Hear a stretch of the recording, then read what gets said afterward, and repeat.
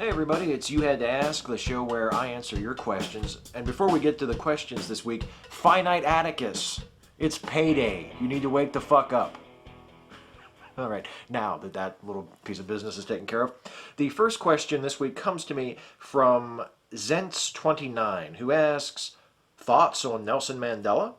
The impression that I am left with of Mandela is of just this enormously important historical figure, like one of those once or twice in a lifetime type people where he's not just a head of state, he's not just an admirable man or an important political figure or activist or symbol of civil rights. Like he is a truly global historical figure that has died, and it's one of those things that doesn't come along very often. And I think I always remember when I think of Mandela, and I do this with a lot of people, when I think of famous people, I always sort of go back to when I first knew who they were, when I was first informed of them and their importance. And I first heard of Nelson Mandela when he was released from prison in 1990, and I was 9 years old. And I remember seeing it on the news and hearing about what a tremendously important event this was. This man who had been imprisoned for, I think it was 27 years, and he was finally being released, and he had been pardoned, and the members of his party had been pardoned, and it was this great turning point, the end of apartheid and the beginning of the healing process and the end of these decades of systematic institutionalized racism and oppression in South Africa. And I remember even as a child not understanding the issues at all other than in the most broad, simplistic sense, feeling like I was watching something truly historic taking place, that it was in another part of the world, it wasn't in my country, but it had echoes that sort of resonated in my country with our racial history and our problems with segregation and racism and Jim Crow, not to mention slavery. And I just remember the release of Mandela from prison feeling to me like a truly, truly important moment on the grandest human scale. And that's what I think of, and that's what I thought of when I heard that Mandela had died. I remembered being a 9-year-old kid and being exposed to something that seemed truly, truly important. Radical Bacon, hey Steve, I moved to Hampton Roads, Virginia a few years ago because I was in the USN, and I recently rewatched Ken Burns's The Civil War. There are parts of it that I thought, while watching it, hey, I know that place. There's a car dealership there now. Is this because I am, as Mainers say, from away, or do you, as a born and bred Washington County resident, see that sort of sad, uncomfortable feeling when someone uses a battleground for commercial purposes? Most, if not all, of the really historically significant battlefields from the Civil War in Washington County have long since been reclaimed and preserved as parks, either as state parks or national parks, federally protected lands. So there's not a whole lot of commercialism for the Civil War sites around here, other than just in the very general sort of touristy sense, where the Tourism Bureau will push the Civil War angle very heavily to try and get people to come to visit Washington County and spend money at our various businesses. But the Antietam battlefield hasn't really had very many of the problems that, for instance, Gettysburg has had over the last 20, 30 years or so. Gettysburg, both the town and the actual battlefield itself, has had to deal with a lot more controversy in terms of modernization and commercialization than Antietam has. Antietam is actually a very well-preserved, very rural, very open battlefield. There are paved roads running through it, and there are fences up that wouldn't have been there before. And obviously the landscape in many ways is a lot different than it would have been in the 1860s during the time of the battle. But it hasn't been developed. It hasn't been really commercialized. The actual sites that were the locations of significant happenings during the Civil War are there. You can go to see them. There aren't car dealerships there. There aren't hotels or resorts or what have you. It's as it was, more or less, and it's open to be visited and to be explored and to be used for educational purposes and things like that. So that's really nice. We're kind of spoiled in that way. The only thing I can say as far as the commercialization is that the Civil War history of this area is exploited a lot by businesses away from the battlefield. I mean, every other business in this area is named Antietam something or other. I mean, our local cable company in Hagerstown is named Antietam Cable. And appropriately enough, it does not serve the town of Sharpsburg, where the Battle of Antietam actually took place. It's Washington County for you. But there's a lot of commercial exploitation of the name and of the Civil War history, but very little of it takes place around the actual Civil War sites, and that's nice. 123987 username. Why is it that the majority of atheists are left-wing politically? Isn't Darwinism all about survival of the fittest and preying on the weak, and left-wing politics about social equality and helping the weak? I know just because you believe in scientific Darwinism you don't have to be a social Darwinist, but why so antithetical left-wing? I'm not saying all atheists are left-wing, but there's a very strong pattern, you being one example. Overall, the exceptionally high atheist numbers of coincidentally very left-wing countries like Holland and the Scandinavian countries, communist societies were atheist. Me, myself, I am kind of spiritual agnostic now, whereas when I was a very certain atheist, I was also much more left-wing politically. But I don't know why.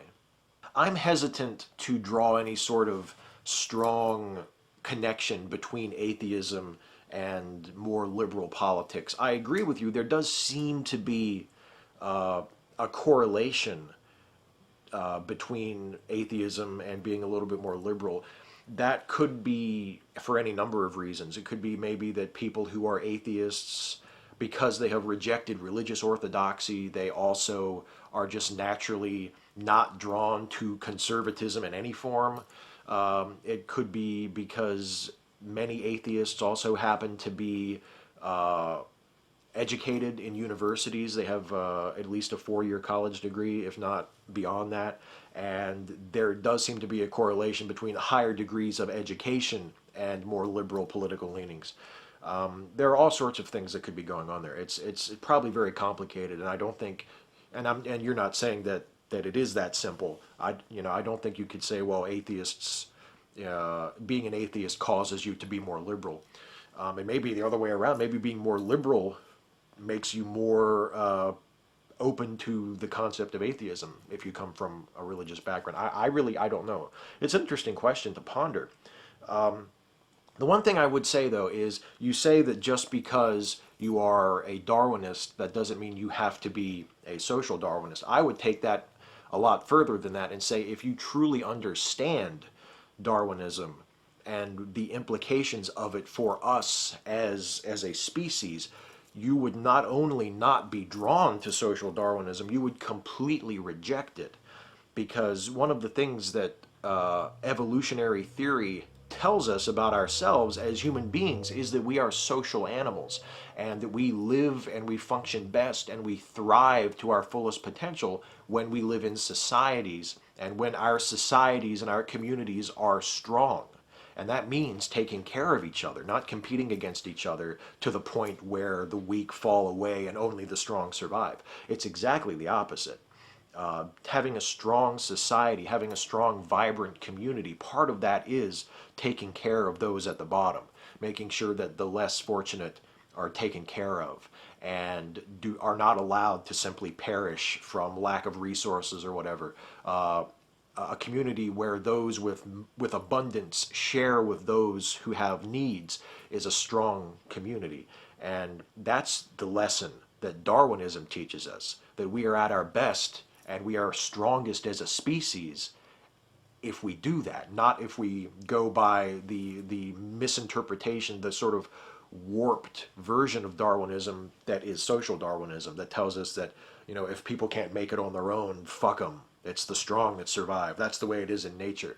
That is a perversion of Darwinism. And if you truly understand scientific Darwinism, the theory of evolution, I think it compels you to not only sort of be skeptical of social Darwinism, but to utterly reject it and oppose it and strike at it anywhere you find it. Bagser 1, what movies, aside from Superman Returns, do you feel are unjustly maligned by movie fans? High on the list for me would be Revolver, an existential crime thriller from Guy Ritchie that had some good ideas but got bogged down by gaping plot holes. The first movie that comes to mind after Superman Returns as unfairly maligned is another superhero film, Ang Lee's Hulk, which I think is just a beautiful movie and one of the best superhero films I've ever seen, and is really, really shat on by the internet almost as much, if not more in certain circles, as Superman Returns. To take it beyond the superhero genre, I think Steven Soderbergh's remake of Solaris is excellent. A lot of people didn't like it, particularly people who are big fans of the original, the Tarkovsky original Solaris, which I am also a fan of. I love the original Solaris, and I like the original more than I like the Soderbergh version, but the Soderbergh version is still really good, I think. A really excellent, serious sci-fi movie that deals with serious themes. Not as many themes and not in as complex or perhaps even difficult a way as the original, but nonetheless a really, really good movie. Also, Death Proof, which is being rehabilitated a little bit. There are more and more Death Proof fans speaking out on the internet here and there. But to me, Death Proof is Tarantino's lost classic. I just love Death Proof so much. It's such a fun movie.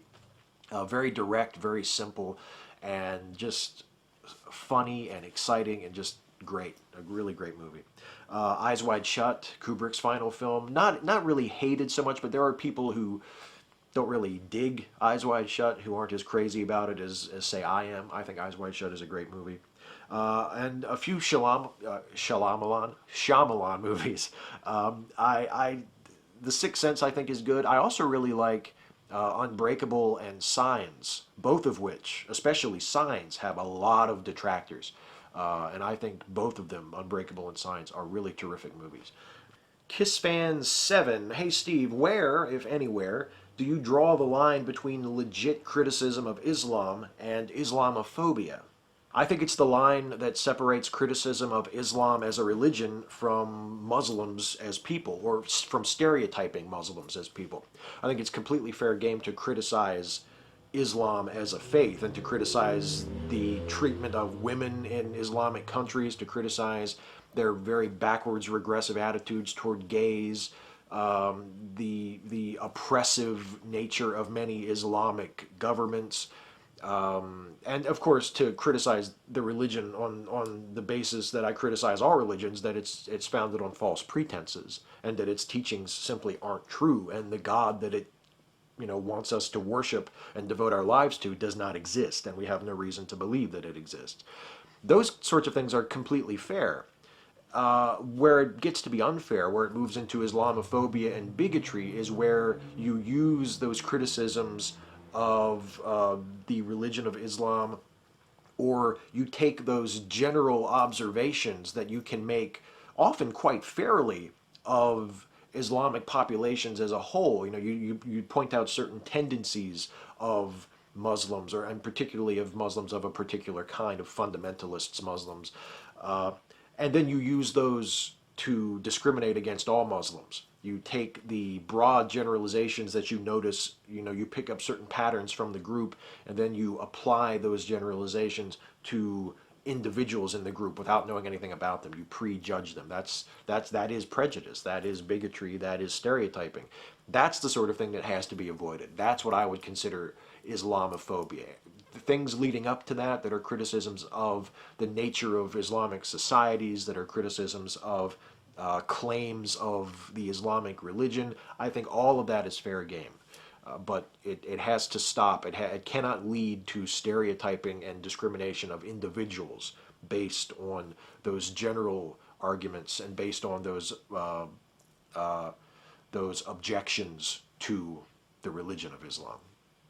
Philip Rottingham, I'm not sure if you will have seen it, but what do you think of the 2013 Slammy Awards on WWE Raw this coming Monday? Did you think the winners deserved it, and were there any people, moments, or matches that you thought were overlooked in the nominations? Also, I realize this is pro wrestling, but do you think the Slammies are fixed, just like the rest of the show, or is there an actual legit process behind them? I'm not a huge fan of the Slammies. I watched the show from this Monday, and it was, I mean, it wasn't terrible. I'll be honest, it wasn't a terrible show. But the whole concept, it's just another way for the WWE to pat itself on the back and congratulate itself for how great it is. And they do way too much of that already. I mean, they have those "Did you know" segments during the shows where they're like, "Look at how many Twitter followers we have, and look at how much money we've given to charity, and look how many DVDs we sold." And there's just way too much of that as it is. So for them to not only do that, but also have themselves an award show, I mean, like the wrestling version of the MTV Awards, it's just you could do without it. And I don't know how much sense it makes to do that on the go home episode of Raw before their big December pay-per-view. But as for the winners, I thought most of the winners were fine. I mean, does anybody really care who wins LOL Moment of the Year? Is that really something that wrestling fans give a shit about? The only one that stuck out was the match of the year. I mean, I'm not a hater of Cena versus Rock from WrestleMania this year, but of the nominees, I think obviously Punk versus Undertaker was the best match. And if they wanted to nominate a Cena match, why not nominate Cena versus Bryan from SummerSlam? I thought that was a terrific match and a really hot finish, obviously. I don't know why they didn't nominate that one, but I guess they wanted to nominate the main event of their big pay-per-view. So I don't know. Are the results worked like the rest of the show? I don't know. Probably not. I mean, they push the WWE app so much. They probably have a legit vote for that. I don't. I mean, do they really have to work it? Does it really matter? And a lot of the promos that the guys cut when they came out to accept the award seemed off the cuff and didn't really seem pre-planned or overly staged. So I'm sure it was legit. I'm not sure it was legit, but it probably was.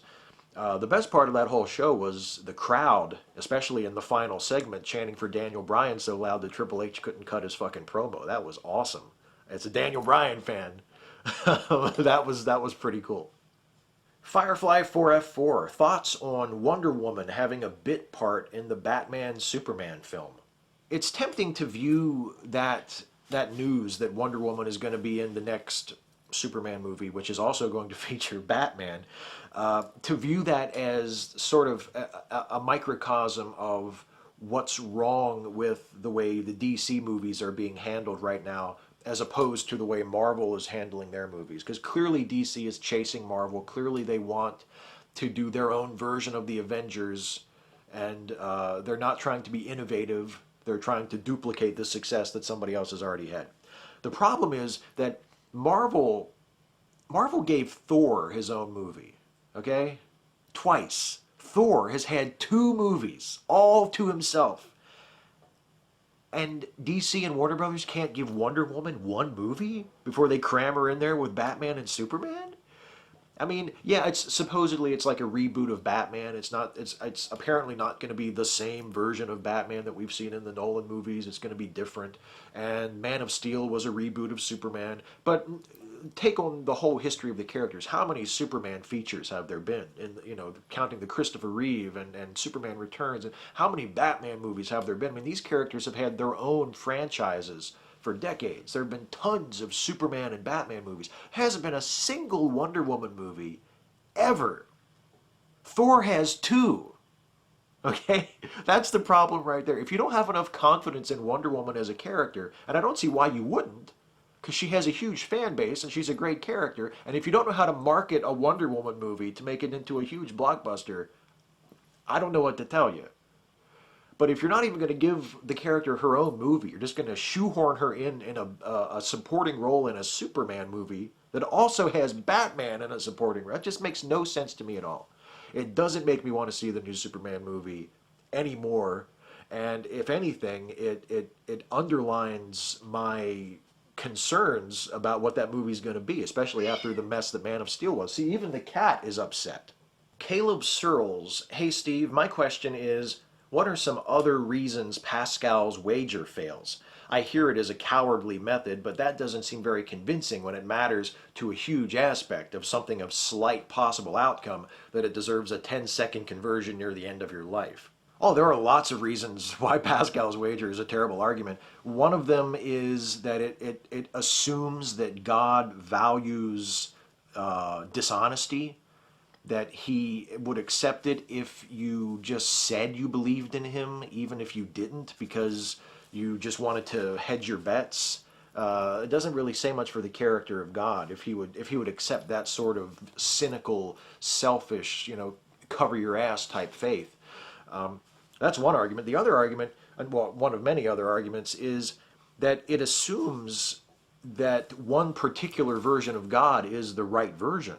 I mean, by the same logic of Pascal's Wager that says, well, you should just believe in God just in case, you could say, well, maybe a Christian should believe in Allah just in case, you know?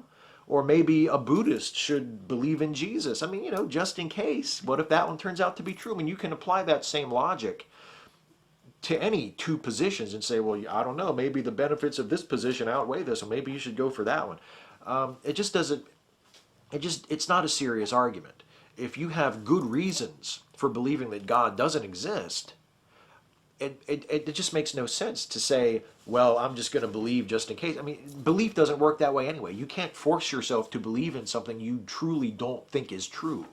So it's a really, really terrible argument all around, and it's a little disappointing that it's even still used. It's that bad of an argument. Hey, here's one from an old friend. Dear Steve, can you, hot sex, tell us about your writing process? I've, standing outside your window now, seen you reveal some of your production process, ex-male stripper, in another episode. He used to be in pornos, but I think there may be a lot of us YouTubers, convicted felons, who would be inspired by or otherwise benefit from knowing how you generate animal sacrifices and idea hard drugs and what steps, mainlining Twinkies, you go through when you put pen to paper hand jobs. What are the nuts and bolts, dope smoking, of your writing regimen, devil worship? Also, do you ever put subliminal messages in your scripts? Yours truly, Bob Smearfack. My process for the videos that I actually fully script, unlike these, obviously, is to, after I get my topic, to sit down and to stare at my word processing program for most of a day and shit out a few sentences at a time here and there as they come to me, and eventually wind up with something that's probably not as funny as that question, Bob. So, fuck you. And by the way, no, I do not have subliminal messages in my scripts, or my videos, for that matter. Not really a subliminal type of guy. I'm more of an overt type of guy, like the kind of guy that would add a thunder sound effect in post-production to signify that it was time for the lightning round. Rapid fire questions, glib and adequate answers. Curtis Morrison, what is your favorite position? Hey, you did say any subject is open. Let me look.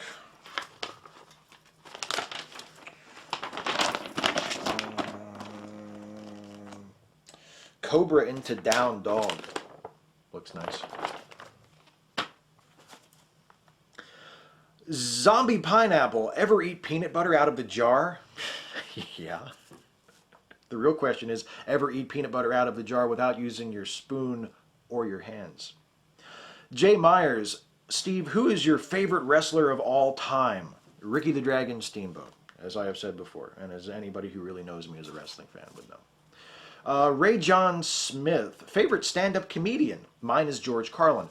Carlin's probably mine overall, either Carlin or maybe Eddie Murphy. I'm still a total mark for Eddie Murphy, especially Eddie Murphy Delirious. I just think it's one of the funniest stand-up specials. Currently, Louis C.K. Super Steelers Fan 100. Hey Steve, love the show. As for my question, what was your favorite WWF/WWE match of all time? Well, as a wrestling fan, that's a tough one, but I would probably say Bret Hart versus Owen Hart from WrestleMania 10. That's such a great match, and a pure wrestling match. The sort of thing that I just am a total sucker for. Amazing Boll Weevil. Steve, I watched Batman Under the Red Hood and thought it was pretty good. I'm not a cartoon or Batman aficionado. I know you didn't care for it, so I'm curious which non-Japanese animations you really like.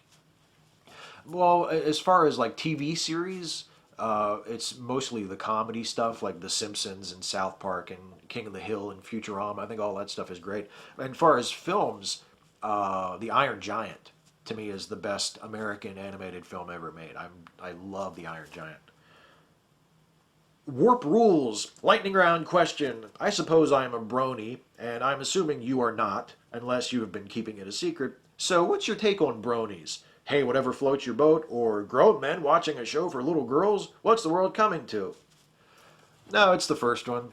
I'm not a brony, but I really don't give a shit if you are. Or if anybody else is. Whatever gets you through the day, buddy. You know? If you get off on watching My Little Pony, I say more power to you. Pokemaster for, by the way, by saying get off, I don't mean to imply that there's any sort of sexual component. I just mean that you enjoy the show. Probably in a completely wholesome way. Pokemaster 4555. Hey Steve, I hear there's going to be a new movie about Noah's Ark. I personally enjoy fictional stories and sure wouldn't mind seeing this.